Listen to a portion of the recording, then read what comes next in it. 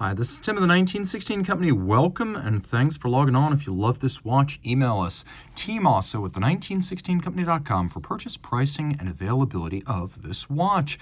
Today we're discussing a 2009 launch from SIHH from Jaeger-LeCoultre. This is the Master Grande Edition Tourbillon à quantième Perpetual, a timepiece that represents a tourbillon and a Kurt Klaus IWC mechanically programmed perpetual calendar. In a 42mm rose gold case, this is a large watch, but it also gives you a lot in that volume. 42 is the diameter, 14.3 is the thickness, from lug tip to lug tip, 50.8 millimeters with a broad 22 millimeter spacing between the lugs. I throw the watch on my wrist, which is 16 centimeters in circumference. It's a good fit. It's actually not too big. I would say it's right about on the limit of the size of a watch I can wear. Here's your down the barrel shot, here's your over the top, and then here's your cuff shot. I would say if your wrist is 16 centimeters circumference or larger, game on. This is a really cool watch that is packed with features. The strap, as you can see, is Jaeger-LeCoultre. Calfskin on the bottom. Large rectangular symmetrical scale alligator leather on the top. Quite a bit of bolstering to give it volume. Semi-gloss monotone stitch. We have an edge that is cut and lacquered for refinement, and then we have curved spring bars so there's no impediment to the motion of the strap against the case. It also allows the lugs to be drilled fairly close to the case without any impediment to the motion. We have a little pusher adjuster, the only point of adjustment for adjusting the mechanically programmed Kurt Klaus perpetual calendar system, which includes a very subtle moon phase. The buckle, as you can see, is a double folding clasp in rose gold. This is JLC's third generation folding clasp, and it is the first generation double folding clasp from JLC. Taking a look at the case, it's simple. It has blended lugs, Calatrava and Portuguese style. The bezel is slightly stepped in from the case band to thin the watch out visibly. You can see how it looks thinner because the bezel stepped in, then it has a vertical step, then it has its domed profile. Lug hoods are polished. There is a very subtle, I would call it a soft bevel on the edge of the lug. Satin finish that runs end to end. A nice little detail here is the media blast on the alternately blasted and polished crown. And then the dial. Previous Jaeger-LeCoultre tourbillon wristwatches that had a dial side tourbillon were criticized for not giving a straight enough and complete enough view of the mechanism, which is fairly deep in the JLC application.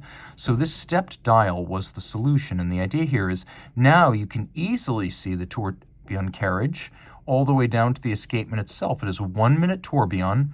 It beats away at 28,800 vibrations per hour. You can see one spoke of the tri-spoke features an asymmetrical index, so it acts as the seconds hand. We have an overcoil hairspring, rarely seen on JLC watches, but used on its tourbillon application so that the watch keeps concentric breathing of the hairspring in every position for isochronous operation. It's also a free-sprung tourbillon, which means that the adjustments are done using variable inertia screws on the rim of the balance, a very precise method that's also quite shock tolerant. You can also see the tourbillon is nicely decorated, with the bridge being continuously rounded and polished. Very difficult to achieve. If you look at the edges of the bridge, you can see it's satinated, polished, and even micro-faceted with fire-blued screws, so you have a better lateral view of the tourbillon with this cut and stepped dial, which includes little rose gold cabochon indices and a clou de Paris, as you can see, in a pyramide form. The stepped dial with the perpetual calendar up top, we have little concentric patterns in countersunk registers. Here's your date. Here is your month. You have your millennium, century, year, and decade.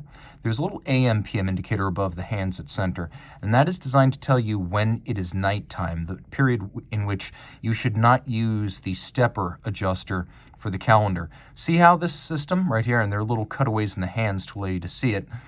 See how it turns dark? Whenever you see that little dark stretch in the window, you're in the danger zone when you can't use the calendar adjuster. Now we're safe. You see we have Dauphine hands. They're long, extended Dauphine hands, half frosted for better contrast. We have here the day, the date, the month, but also coaxial. We have a little moon phase indicator.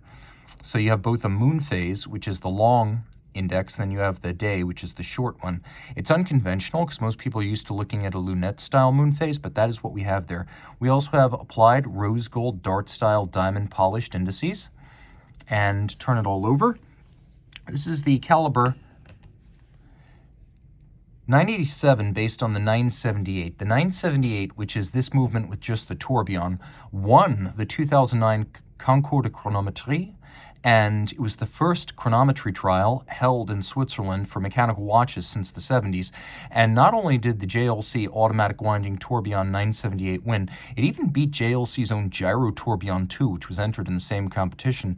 You have a multiply finished, cut, blasted, polished, and beveled, satinated, and skeletonized 22-karat rotor on ceramic bearings.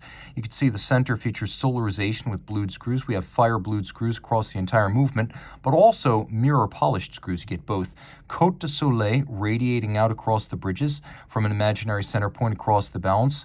You can see that we have solarization at the center underneath the balance and the tourbillon assembly.